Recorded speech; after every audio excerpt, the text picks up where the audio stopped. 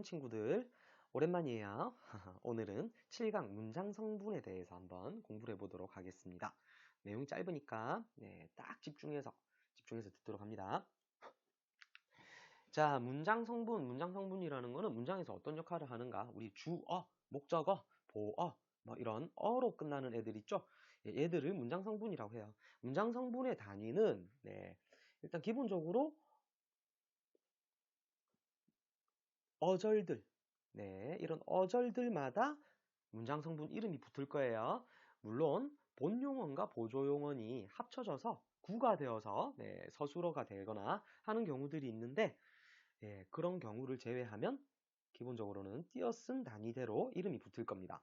자, 학교에서 배우는 것들 위주로 먼저 한번 설명을 하고요. 실질적인 것들을 공부를 해보도록 하겠습니다. 지금 두 개의 문장이 예시로 들어져 있습니다. 철수가 부엌에서예요. 철수가 부엌에서 시원한 물을 마셨다. 어머니, 저는 의사가 되겠습니다. 자, 이 두 문장을 가지고 한번 알아보도록 합시다. 자, 문장 성분은 크게 보면 세 가지로 나눌 수가 있어요. 자, 주성분, 그리고 부속성분, 그리고 독립성분 이렇게 나눌 수가 있어요. 뭐 학교에서 배우는 거죠. 중요하지 않으니까 그냥 간단하게 외운다고 생각하고 넘어갈게요. 그렇게 많이 중요하진 않아요. 자, 주성분에는 주어, 목적어, 보어, 서술어가 있고요. 부속성분에는 관형어, 부사어, 그리고 독립성분에는 독립어가 있습니다. 그럼 위에 있는 문장에서 자, 주어에 해당하는 거, 뭐 목적어에 해당하는 거 이런 것들 한번 찾아볼게요. 자, 여러분이 직접 한번 해보시고 하실 친구들은 잠깐 스톱하고 해보고 그리고 재생 버튼을 눌러주시면 되고요. 바로 들을 친구들은 이어서 듣습니다. 자, 할 친구들은 다 해봤죠? 자, 그러면 설명해 볼게요. 자, 우리는 항상 서술어부터 찾는 거예요. 서술어부터 찾는 연습을 항상 하세요. 그래서 서술어는 무엇이다, 어떠하다, 어찌하다, 뭐 이런 것들, 이런 것들이 서술어예요. 다가 붙을 수 있는 애들. 그래서 마셨다 되겠습니다가 서술어가 되겠습니다. 자, 그러고 나면 그 다음부터는 여러분이 서술어를 기준으로 물어보는 거예요. 뭐 한다고? 물어보는 거예요. 질문을 할 거예요. 그럼 보세요. 마셨다가 있으면 누가 마셨는데? 그죠? 누가 마셨는데? 되겠습니다. 누가 되는 거야? 누가? 이렇게 누가 또는 무엇이 이런 질문의 대답이 주어입니다. 그러면 누가 마셨어요? 철수가 마셨죠? 그죠? 예. 자, 누가 된다고 하는 거예요? 예, 저는, 그죠? 그래서 철수가, 저는, 이런 것들이 주어가 됩니다. 얘들은 뭐의 대답이라고요? 누가 또는 무엇이, 그죠? 넘어갈게요. 자, 또 우리는 무엇을 마셨어? 뭘 마셨어? 무엇을 마셨어? 혹은 뭐 누구를 만났어? 이렇게 뭐 무엇을, 누구를 가지고 또 물어볼 수 있겠죠? 그죠? 서술어를 기준으로 마셨다. 무엇을 마셨어? 물을 마셨죠? 물을. 자, 이렇게 무엇을 또는 누구를에 해당하는 됐죠? 무엇을 누구를 이라는 질문에 해당하는 대답이 목적어가 되는 거예요. 됐죠? 예. 자, 그리고 그 다음 이제 보어를 설명할 텐데요. 보어는 되다와 아니다가 있을 때에만 있는 거예요. 그러면 여러분은 항상 서술어가 되다나 아니다인지부터 항상 점검을 하셔야 돼요. 되다와 아니다요. 이건 중요하니까 꼭 외우세요. 보어가 제일 많이 헷갈리는 놈 중에 하나예요. 아시겠죠? 그래서 자, 되다가 있으니까 오케이. 저는 되겠습니다. 뭐가 될 건데? 그래서 무엇이 주어랑 비슷하죠? 그죠? 무엇이 될 건데? 무엇이 아니야? 무엇이 될 건데? 무엇이 아니야? 이렇게 되다와 아니다가 있을 때 주어를 제외한 누가 무엇이를 주어를 제외한 무엇이 아닌데, 무엇이 되는데, 됐죠? 되다와 아니다에 반드시 연결되어 있어요. 무엇이 되는데, 무엇이 아닌데, 해당하는 답이 보어예요. 그러면 위에 있는 문장에서는 저는 의사가 되겠습니다. 의사가 됐죠? 요 놈이 보어예요. 여기까지 잘 이해를 했으리라 믿고 그 다음 넘어가 볼게요. 자, 부속 성분은 주로 문장에서 무언가를 꾸미는 역할을 하는 성분들을 말합니다. 자, 관형어가 있고 부사어가 있어요. 관형어는 우리 그때 품사하면서 관형사와 관형어가 어떻게 다른지 이야기를 했어요. 관형어는 체언을 꾸미는 모든 말이에요. 체언을 꾸미는 모든 말. 그럼 여기서는 첫 번째 문장에서는 자, 물은 물인데 이번에는 마셨다를 가지고 질문하지 않아요. 물을 가지고 질문하는 거죠. 어떤 물이야? 무슨 물이야? 그죠? 이렇게 어떤, 무슨 이런 대답. 이런 질문에 대한 대답을 우리는 관형어라고 해요.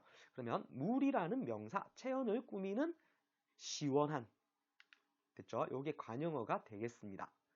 자, 그리고 부사어는 이렇게 생각할게요. 항상 우리가 서술어부터 보고 누가, 무엇을, 되다 아니다인 경우에는 보호가 있는지. 그죠? 그 다음, 그리고 체언을 가지고 물어본, 체언을 꾸미고 있는 관형어를 제외한 나머지 질문들이 있을 거예요. 그러면 마셨어? 어디서 마셨어? 언제 마셨어? 어떻게 마셨어? 얼마나 마셨어? 이런 것들. 나머지 쩌리 질문들 있죠? 우리가 쩌리라고 그래요. 나머지 쩌리 질문들. 됐죠? 주어도 아니고 목적어도 아니고 보어도 아니고 관형어도 아닌 나머지 쩌리 질문들에 대한 대답. 됐죠? 어디서 마셨어? 얼마나 마셨어? 누구와 마셨어? 이런 질문들에 대한 대답은 모조리 다 부사어예요. 그래서 부사어는 굉장히 그 범위가 넓다. 여기서는 부엌에서. 그죠? 마시긴 마셨는데 어디서 마셨어? 어디서에 대한 대답이죠? 그죠? 네. 그래서 이런 쩌리 질문들에 대한 대답들은 모조리 다 부사어가 됩니다. 넘어갈게요.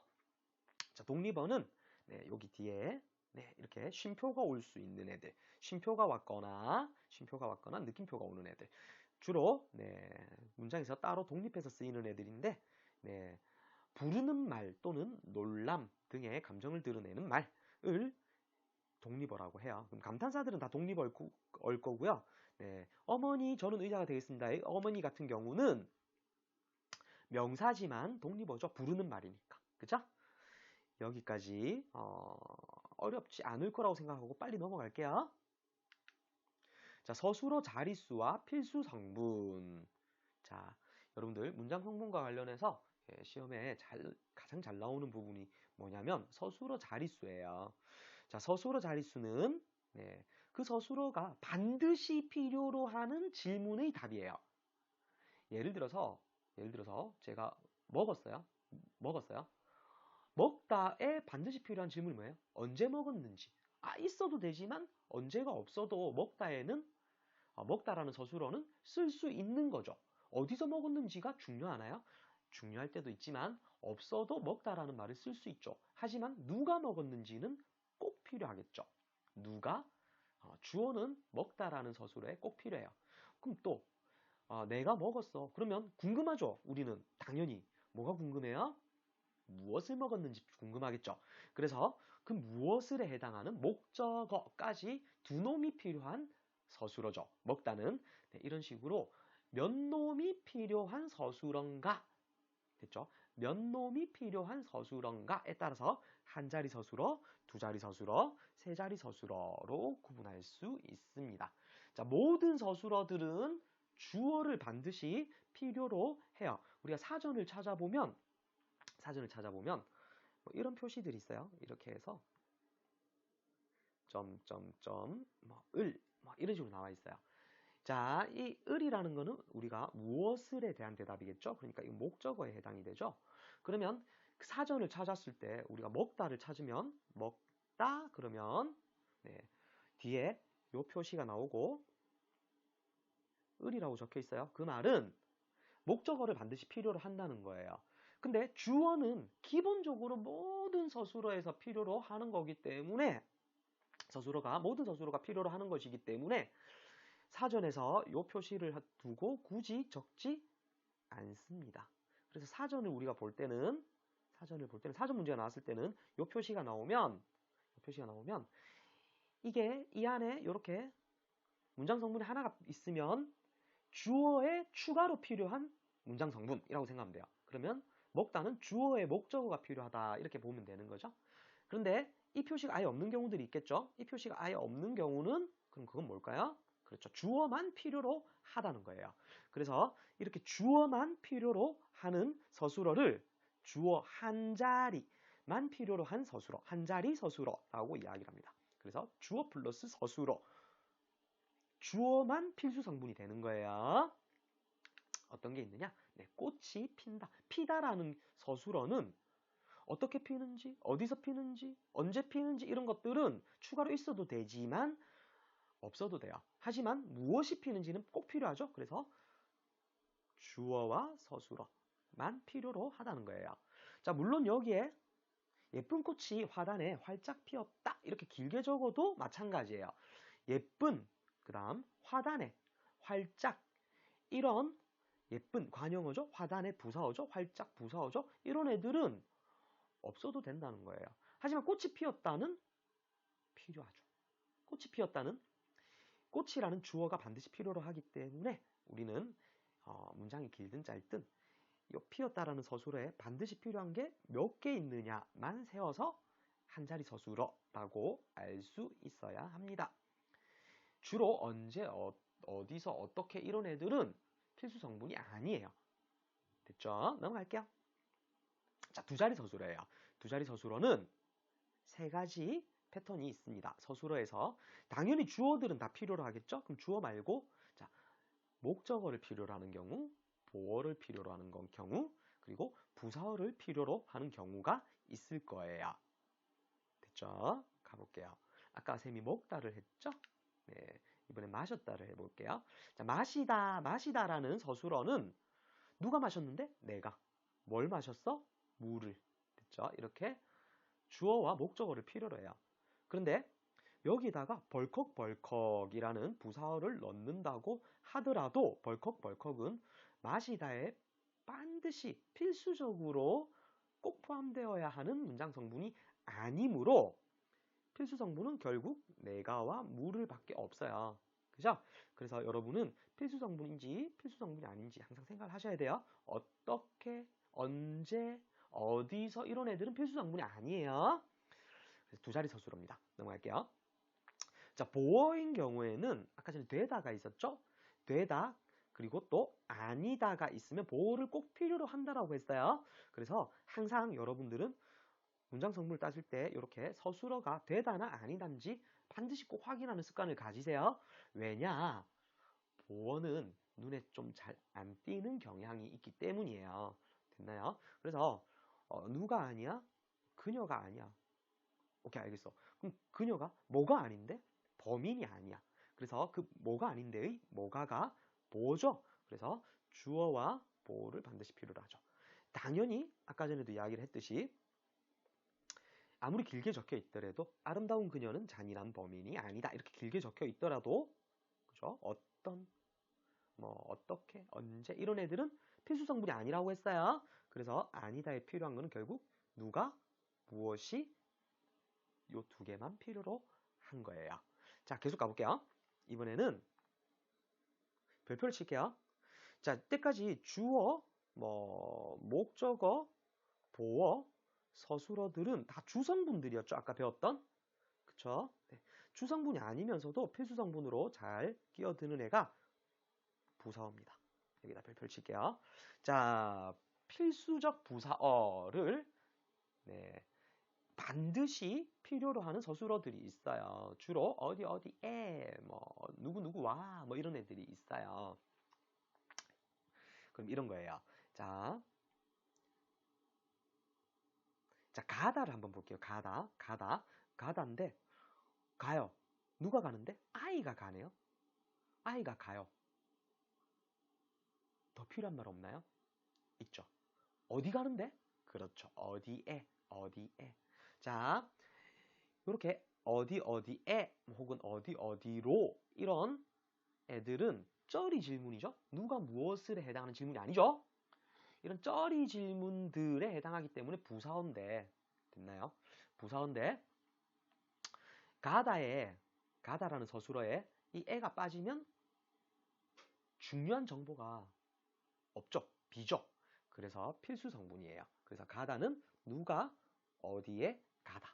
됐죠? 이런 식으로 기억을 하세요. 누가 어디에 가다. 그러면 두 자리 서술어죠. 됐나요? 이것도 마찬가지예요. 길게 뭐 귀여운 아이가 귀여운 혼자 학교에 간다. 혼자 이런 애들은 필수 성분이 아니죠. 그래서 누가 어디에 가다. 두 자리 서술어입니다. 자, 넘어갈게요. 세 자리 서술어가 있는데요. 세 자리 서술어는 주로 주어의 목적어, 부사어까지 다 필요한 경우를 이야기해요. 우리가 영어에서 뭐 형식을 요즘 배우는지 모르겠는데 우리 때는 형식을 배웠거든요. 사형식이라는 게 있었어요. 사형식. 수여 동사, 무언가 주는, 그죠? 빌려주든 주든 뭐 때려주든 사주든 네, 이렇게 무언가 주는 동사들 영어에 있었어요. 그러면 우리가 간접 목적어, 직접 목적어 뭐 이런 말이 있었는데요. 국어에서는 간접 목적어란 개념이 없어요. 누구누구에게라는 애들은 쩌리 질문이기 때문에 다 부사어가 돼버려요. 이해되나요? 누구누구에게는 영어에서는 간접 목적어라고 이야기를 하지만 국어에서는 네, 부사어로 다 들어가는 애들이에요.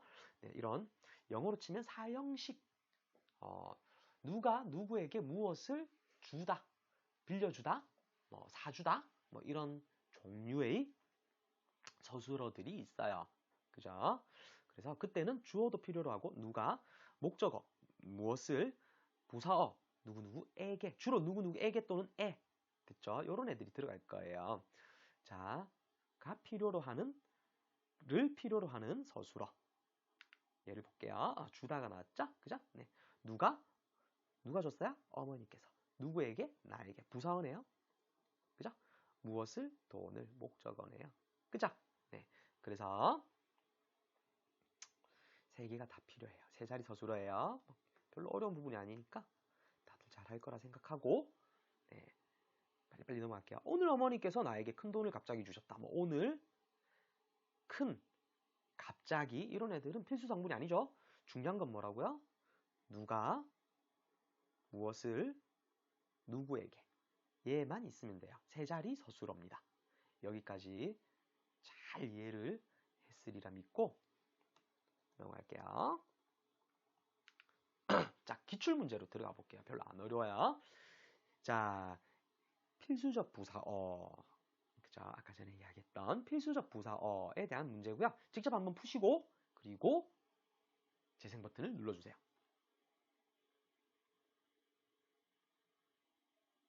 자, 다 잘 푸셨죠? 필수적인지 아닌지를 보기 위해서는 우리가 반드시 서술어를 기준으로 보셔야 돼요. 서술어. 됐죠? 그러면 보세요. 이렇게 되는 거예요. 1번부터 볼게요. 보다죠? 근데 누구와 보다가 반드시 필요하나요? 그러면 누구와 보다를 안 넣고 문장을 만들어 보세요. 그리고 매끄러운 문장이 만들어지는지를 생각해 보면 누구와가 꼭 필요한 건지 꼭 필요한 건 아닌지 알 수 있어요. 그럼 있잖아요. 나는 영화를 보았다. 자연스럽죠. 매끄럽죠. 더 궁금한 거 없죠? 그럼 삼촌과는 필수적 부사어가 아니에요. 그죠? 밑에 있는 비슷하다를 한번 볼까요? 비슷하다. 그러면 이렇게 되는 거예요. 어제 본 것은 꽤 비슷하다. 어제 본 것은 비슷하다. 나는 비슷하다. 안 되죠? 그죠? 자, 누구누구와를 빼고, 누구누구와를, 혹은 무엇과를 빼고 비슷하다라는 서술어를 매끄럽게 쓸 수 없죠? 그래서 무엇과는 반드시 필요로 하는 필수적 부사어예요. 구분하는 방법 좀 알겠어요? 계속 가볼게요. 그러면 그 다음은 이제 2번. 이탈하다. 이탈하다도 한번 생각해 봅시다. 이탈하다. 자, 어디에서가 필수적인지 아닌지를 생각하려면, 네. 자, 보세요. 기차가 이탈했습니다. 인공위성이 이탈했습니다. 좀 뭔가 모자라죠? 어디서 이탈했는지가 중요하죠? 그죠? 중요해요. 네. 선수가 이탈했습니다. 어디서 이탈했어요? 트랙에서. 이렇게 어디에서가 반드시 필요하죠. 그래서 이건 필수적 부사어예요. 자, 만나다 생각해 볼게요. 자, 우리는 선생님을 만났습니다.